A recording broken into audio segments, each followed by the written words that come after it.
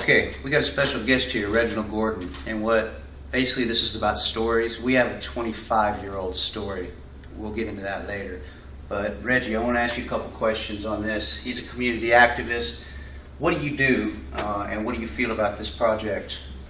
Well, first of all, I feel great about this new project because I think it's something much needed within the work that's being done at the grassroots level, where people that's out there on the front line doing the work specifically with people that's needing people that can give them a straight connection with their talents, their goals, and the people that's working with young people and families, such as what the work that I do as a community activist.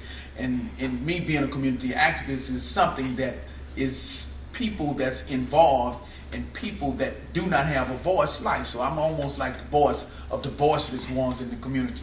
So what exactly do you do? Tell them what exactly you do on a daily basis, from going to those high schools and middle schools and mediating and right.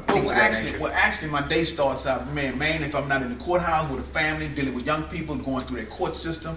If that's not the work that I'm doing on that day, next day I may be in a school, dealing with groups of young people, dealing with anger management, life skills, prevention before detention. And what I mean by that is keeping young people from getting involved with a criminal justice system, to keep them on track, to stay that education has got to be more important than being locked up and going to prison. Right, and you did start the Scared Straight program, correct? Yes, I did start the first Texas Scared Straight program back after the one that was developed in New Jersey. I was the first one in Texas to start the Scared Straight program. And you had to kind of redo it because of the way these youngsters are so, you can't scare them anymore. Right. So you had to do Operation Outreach, OG1. And you have to be more in tune to the generation that you contact with. So therefore, if the atmosphere and the culture of the young people are gangsterism, thug, they want to live thug, and all this stuff may capture their attention. So you got to develop your lifestyle to connect with them to get to the core of the problem. So if you can't get to the core of the problem of dealing with this young generation, they will shut you down, shut you out, because they'll look at you as being somebody as disconnected from this world that they live in. So you have to always modify yourself, regardless of what age you is. If you're going to deal with young people in this day and time, you got to know what they talk about. You got to get on their level.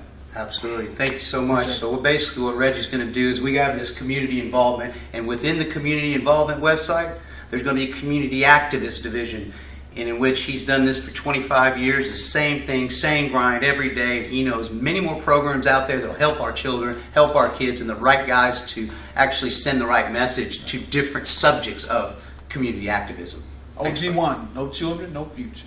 All right. Thanks, my brother.